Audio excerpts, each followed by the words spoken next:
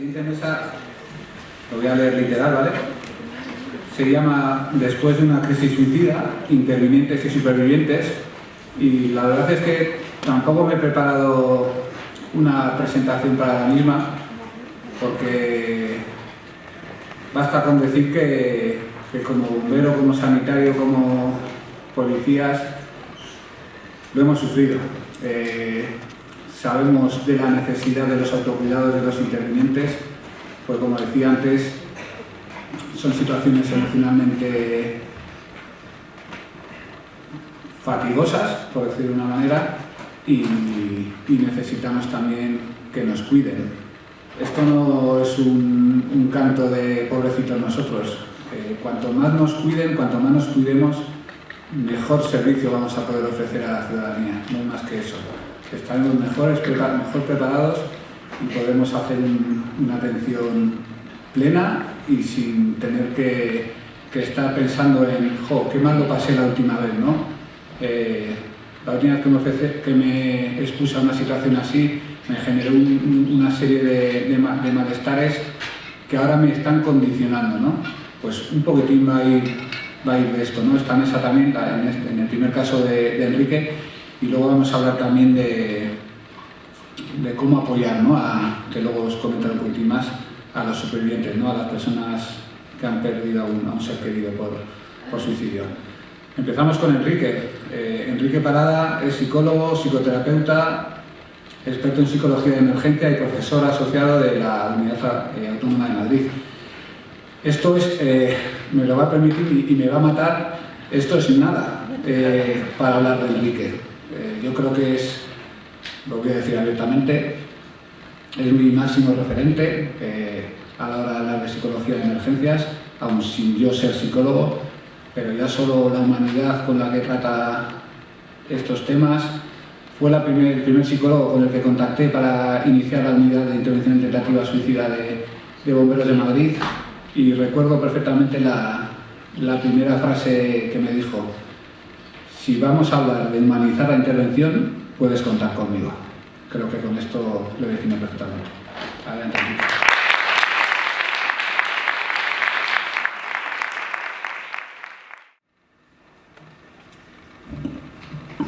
Bueno, antes preguntaron a Arantxa qué puede hacer un padre cuando escucha a su hijo pues tener una narrativa de ideación suicida. Y ponía el ejemplo, ¿no? Ponía el ejemplo de verte aquí. Cuando estás aquí sientes un pellizco, un gran pellizco, decía una compañera mía, ¿no? Pues imaginaos cuando tienes ante ti una persona que la información que te transmite es la de, pues estoy pensando, ¿no?, en quitarme la vida, o estoy sintiendo que la solución va hacia ahí. Vamos a hablar de autocuidado del interviniente, y yo, ya de entrada, para las personas que estéis aquí, que seáis pues a lo mejor sobrevivientes o quizás familiares, allegados de personas que han muerto por suicidio, con todo el cariño quiero deciros que la ponencia quiere dirigirse a profesionales, y os lo comento porque quizás algunas de las cosas que voy a decir no las diría si estuviera mirando a esos allegados, a esos familiares. Estoy mirando a los que nos dedicamos profesionalmente a atender a personas en el ámbito que incluye la intervención en crisis suicidas. Vale, dicho esto, pues mirad lo que decía un escrito de la APA, de la American Psychological Association. Hay dos tipos de psicólogos: los que han tenido pacientes que han fallecido por suicidio y los que lo harán si practican la psicoterapia el tiempo suficiente. Es muy significativo. Es muy significativo si te dedicas a atender personas pues con determinados daños psicológicos, ¿no? Antes o después te vas a encontrar con el suicidio en consulta. Y por supuesto, si eres bombero, creo que ha quedado más que demostrado, ¿no? Si nos fuéramos a las estadísticas, pues ahí también tendríais los registros. Y detrás de ese uniforme, detrás de ese título ¿no? Pues detrás de esos másters lo que tenemos siempre es una persona. Una persona, hablado un modo de horizontalidad aquí, ¿no? Pero también nos encontramos con esa horizontalidad humana en el que, aunque yo sea psicólogo, va a salir una parte que experimenta un gran pellizco, ¿no? Porque evidentemente trabajamos con daños psicológicos, los que nos dedicamos a la psicoterapia, pero claro, siempre hay esa idea de está mal y vamos a ver si le ayudamos a que en su vida se ponga bien, ¿no? Esa persona con trastorno obsesivo compulsivo, con agorafobia, con una fobia específica, pero claro, cuando tienes ahí esa situación de riesgo vital, pues como estoy comentando, lo que uno experimenta es distinto. Y el objetivo de estos minutos es políticamente incorrecto, quizás. Por eso he lanzado este mensaje de cariño a quienes no seáis profesionales, estéis aquí escuchando, ¿no? Porque es un mensaje de egoísmo. Es un mensaje de egoísmo en el sentido de, claro que queremos ayudar, pero no me imagino un facultativo, ¿no? Una médico oncóloga, pues estando en los últimos momentos de la vida de un paciente hasta que fallece al cabo de días, ¿no? Se va a casa y hace muy bien, y se va a recuperarse y hace muy bien. Durante la COVID trabajamos, ¿no?, en diferentes recursos asistenciales para ayudar a esas personas que estaban trabajando con los pacientes, ¿no?, a esas personas del ámbito sanitario. Y aquí es donde apelábamos, ¿no?, al egoísmo sano de ya has hecho lo que tenías que hacer y ahora pues cuídate. Voy a contextualizar todo esto. No me voy a parar en investigaciones, pero para que sepáis con un par de pantallazos que ya se están pues viendo algunas conclusiones, ¿no? Por ejemplo, aquí tenemos reacciones profesionales después del suicidio de un paciente y nos encontramos con que hay esa afectación. Si nos vamos a datos, pues los datos pueden ser incluso más específicos y fijaos, ese famoso trastorno de estrés postraumático, pues en un contexto de hospitales se ve que llega a, aquí vienen los datos, yo los digo, al 17%, ¿no? Son el estrés postraumático asociado al suicidio de pacientes. Si metemos otros factores, ¿no?, pues encontramos con que también hay más tasas. En definitiva, cuidar, atender a personas que tienen crisis suicida es una situación que para muchos resulta impactante emocional, psicológicamente. Y la intervención en crisis suicida es un encuentro entre lo que yo digo dos icebergs, ¿no?, dos icebergs en busca de control. Me quedo con el iceberg que eres tú como profesional, en contacto, encontrándote con el iceberg que es la persona a la que estás atendiendo. Es lo que decía Susana en su exposición, esas narrativas, ¿no? Efectivamente, no conocemos a la persona y si trabajamos en el contexto de la emergencia, tiene una parte sumergida de la que muchas veces ni la propia persona es consciente. Pero a ti y a mí nos pasa lo mismo. En cada momento vivimos con un trocito de conciencia y un trocito mucho más grande, hasta convertirse en trozazo, de funcionamiento de mi sistema no consciente. Y lo traigo a colación para llamar la atención sobre cómo, cuando yo tengo un encuentro con una persona en crisis suicida, están pasando cosas de las que, si no me doy cuenta, pueden coger las riendas de mi conducta y de mi estado emocional. De la persona en crisis suicida ya lo está haciendo, como decía Sergio, como decía también Cristina, voluntarios. ¿Sí? Algo tan simple como la cantidad de pensamientos que tenemos cada día nos hace ver que mi sistema no actúa con bajo mi voluntad tanto como quisiera. Por ejemplo, tenemos de media 60.000-70.000 pensamientos, como ya nos ha dicho la neurociencia, y de esos una minoría son voluntarios, ¿no? Como esto podríamos irnos a otros muchos ejemplos. Mi corazón está latiendo y va a su bola, no le estoy eligiendo yo la frecuencia cardíaca con la que tiene que latir, ¿no? Pero también, además, somos un iceberg con una mochila biográfica. Y en esa mochila biográfica se han ido cargando, como a la persona afectada, se han ido cargando determinantes que no podemos conocer. Que no podemos conocer en la intervención en emergencia, queridos bomberos, queridos facultativos o personal de enfermería que podáis estar aquí, y que incluso siendo psicólogos, pues vamos a ir conociendo en la medida en que nos dejen. Mirad, tengo una persona en consulta, una señora que 2 años y pico después de la crisis que nos confinó, ¿no?, de la pandemia, pues ha perdido más de 20 kilos y sigue, bueno, ya seguía, ¿no? Empezamos a trabajar en mayo o así y seguía sin salir a la calle, sin visitar a sus hijos, sin dar besos ni abrazos a sus nietos y sin hacer actividades que antes hacía. Esta señora, ¿por qué no hace eso? Y podéis pensar, porque le da miedo contagiarse y morir por COVID, ¿no? O por lo menos es lo primero que te suelta la señora. Es que me da miedo el que pueda morirme de esto. Y dos años y pico después, pues así estaba, ¿no? Con todo el coste que os digo. Pero cuando la escuchas, y ya hemos hablado mucho de escuchar esta mañana, cuando la escuchas, te dice, es que lo que me da miedo, la escuchas preguntas, lo que me da miedo es que me tengan que intubar.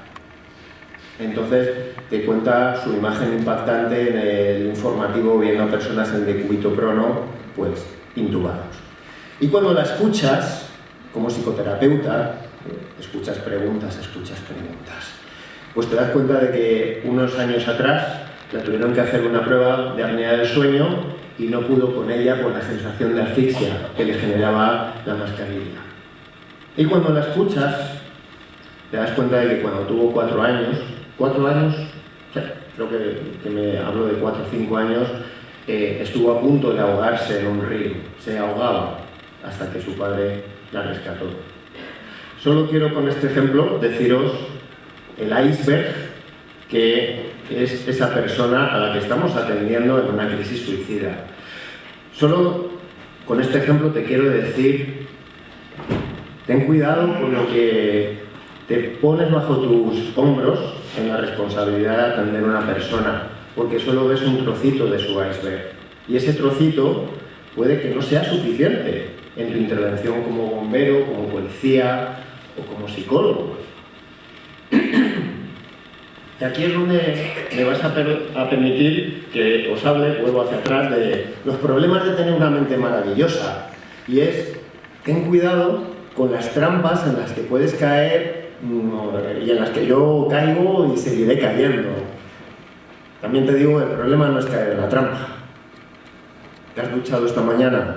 La mayoría os habréis duchado esta mañana. Y si no, anoche, ¿no? Bueno, ¿por qué? ¿Por qué? Pues porque es importante para ti, ¿verdad? Bueno, pues también con las trampas psicológicas tenemos que irnos duchando, ¿no? No se trata de no caer en ellas, sino de notarlo y, bueno, pues ver que está habiendo suciedad emocional ahí.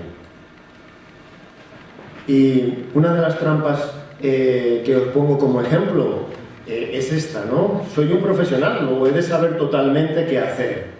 Totalmente qué hacer. Bueno, yo creo que ha quedado claro. Es una persona con un gran interrogante para mí y vamos a ver qué puedo hacer ahí, ¿no? Soy 100% responsable de lo que la persona en crisis haga. El rol de salvador, el rol, la creencia, ¿no?, de su vida está en mis manos. La creencia de yo soy la cadena entera que tiene que contribuir a que la persona siga viviendo, ¿no? Y encauzando su vida funcionalmente. Cuando somos un eslabón de la cadena. Y a veces sentimos que tenemos que ser la cadena entera. Soy un profesional, luego he de saber totalmente qué hacer. Pero mírate, ¿cómo has aprendido intervención en crisis suicida? ¿Cuánto has aprendido intervención en crisis suicida? Mirad, el Ministerio de Sanidad obliga para ser psicoterapeuta a hacer un máster, se llama en Psicología General Sanitaria. ¿Sabéis qué tiempo de atención al suicidio doy clase en 3-4 universidades distintas en este máster? ¿Sabéis qué tiempo se dedica para la intervención en crisis suicida? Que por cierto no me toca darla a mí. 2 horas, 3 horas. Es lo que va a ver ese psicoterapeuta. Aquí hay bomberos que tienen muchísima más práctica en intervención en crisis suicida de lo que tiene un psicoterapeuta que lleva ya 10 años trabajando como tal. Y eso es una llamada, ¿no? Un aviso a qué expectativas me estoy poniendo. Sí, eres psicoterapeuta. Yo como psicoterapeuta trabajo con 4 cosas. Con 4 cosas. Esto significa, perdonad llamar cosas, es cuadros, ¿no? Pues no trabajo ni con conducta alimentaria, ni con adicciones, ni con... y así podría deciros. Y tengo la agenda cerrada para el 2023. No puedo atender a más personas, trabajando con 4 cosas. ¿Sí? Necesitamos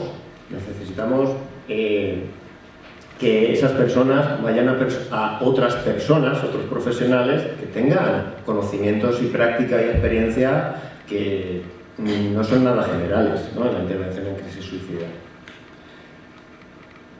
Mirad, sigo poniendo pantallazos para deciros, existe un riesgo en que mis películas, mis historias, mis expectativas sobre lo que sé o no sé, pues en la relación con la persona suicida ayuden o no ayuden. Aquí, por ejemplo, con este pantallazo os quiero decir, pues la influencia de la inteligencia emocional. Fijaos cómo la inteligencia emocional es un elemento útil, según dice la investigación, en comparación a otros marcos en los que las personas no tienen esas capacidades que ya hemos hablado, ¿no? Pero, como veis, ya se están estudiando. Mirad, la falacia de control en la que yo soy 100% responsable de lo que la persona en crisis haga. Bueno, pues este es un gran problema para nosotros, ¿no? Cuando me lo llevo a casa, a veces literalmente, esto también ha existido, ¿no? O sobre todo eso, siento que soy 100% responsable de todo lo que ocurre, cuando en realidad soy 100% responsable de mi parte. Mirad, hasta amamantar a un bebé, es cosa de 2. ¿Coge el pecho o no lo coge? ¿Tiene hambre o no tiene hambre? ¿Se ha dormido o no se ha dormido? Incluso esa madre no tiene toda la responsabilidad en ese momento. Y volviendo a la investigación, fijaos, la evaluación del riesgo suicida siempre deriva en un juicio profesional. Tienes que tomar una decisión. Pero ¿sabéis qué dice además la investigación? Que la evaluación del riesgo suicida conlleva un error del 14%, ¿no? Dice el dato. 14%. 14 de cada 100 personas no son calibradas apropiadamente. Y esto es lo normal. Y esto es el resultado de un juicio especializado. El iceberg. ¿Y así qué puedo hacer? Pues mirad, de esto podríamos hablar, como del resto de ponencias, mucho. Pero hoy pues os traigo varios tips. Aprende más. Sin aprender desde el síndrome del impostor, aunque todos lo tenemos, o yo por lo menos lo tendré hasta que me muera, ¿no? Mientras siga aprendiendo cosas de las que no sé y aplicándolas, al principio como mínimo sentiré el síndrome del impostor, ¿sí? Pero no aprendas desde el miedo, aprende desde el querer colocar en tu práctica cosas que te hayan contado. Indaga tus creencias sobre el suicidio. Mirad, la posvención empieza en el antes. Yo siempre empiezo a trabajar con las crisis suicidas o con la psicoterapia del suicidio diciendo que es para ti una persona en crisis suicida. Porque si es un equivocado, si es un loco, si es un tocanarices, etcétera, etcétera, lo están mirando ya a través de un filtro que también dicen las investigaciones no ayuda demasiado, ¿no? ¿Qué deberías le estás poniendo? Fijaos, vamos por la vida con deberías, con deberías, con deberías. Y a la persona en crisis se lo pongo. Debería ser razonable, debería entenderme, debería ser lógico, debería ver que hay otras salidas, debería. Pero cuando yo pienso que debería hacer eso y no lo hace, ¿cómo me siento? ¿Cómo me siento? Y además, desde ese cómo me siento, ¿cómo estoy interactuando con la persona? ¿Sí? ¿Está notando mi actitud crítica, incluso hostil? Cuídate de esos deberías. ¿Qué deberías te estás poniendo tú? Yo creo que ya hemos hablado de los deberías que nos ponemos, ¿no? Ese rol de salvador, esa cadena cuando eres un eslabón. ¿Cuánto sufres porque la realidad no es como quieres? Y mirad, cuando me peleo a nivel mental con la realidad, ¿quién gana siempre? La realidad.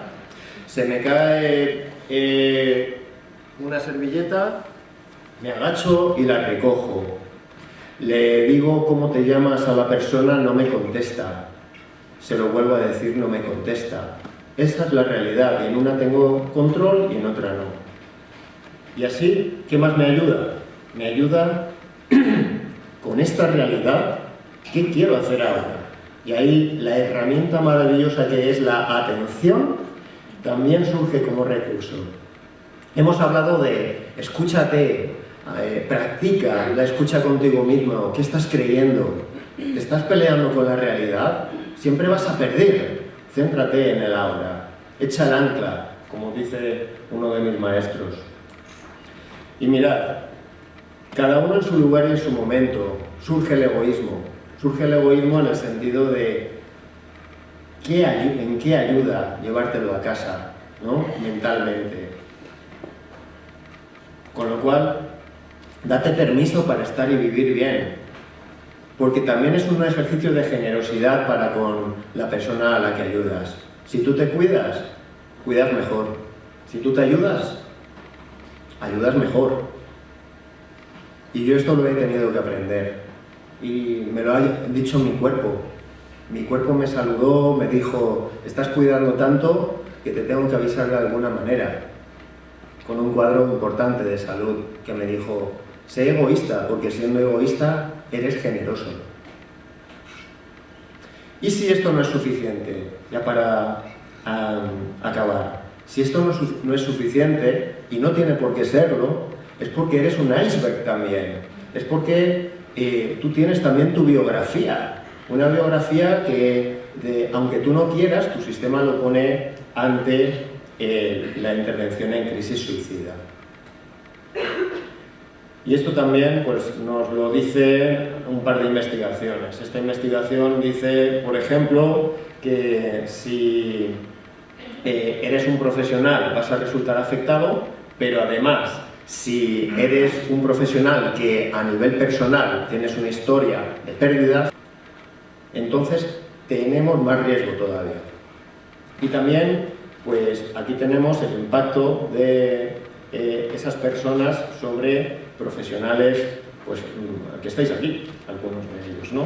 Así que mirad, el coste de ayudar también implica que si no está siendo suficiente ese taller de regulación emocional, la charla, el libro, etcétera, con la boca bien abierta y con la voz bien alta, os digo, pues la supervisión emocional y la psicoterapia también pueden ser muy, muy importantes. Yo tengo, aparte de mi trabajo personal, largo y profundo, tengo ahora mismo 6 o 7 profesionales de la psicología en consulta, ¿sí? Cada uno queriendo gestionar emocionalmente, mejorar, desarrollar sus limitaciones psicológicas. ¿Por qué? Porque somos humanos. Así que, por supuesto, que soy capaz también de subrayar esto.